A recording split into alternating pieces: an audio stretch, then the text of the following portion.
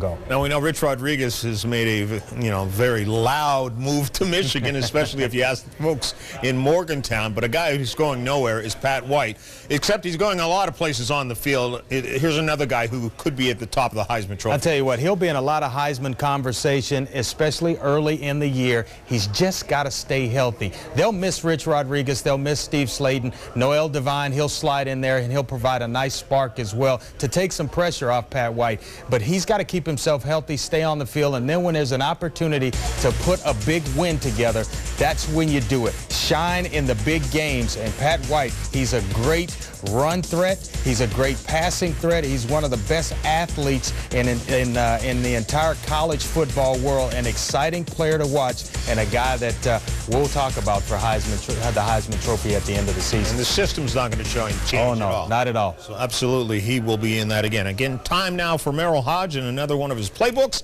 this time with a look at West Virginia quarterback Pat White. When an athlete's talent matches the philosophy you're trying to run, you have something special. And that's exactly what WVU has in Pat White, their quarterback. Let's focus on the bottom of the screen. Again, because he's the ball carrier, you have 6 defenders, and now you have 6 blockers because he's the ball carrier. What a great job by WVU of creating running lanes for Pat White. A great vision of pressing the hole and then getting to the outside. And then good open field skills and running the football. But it's the system and how well he runs it. Now you have to focus on the left guard here.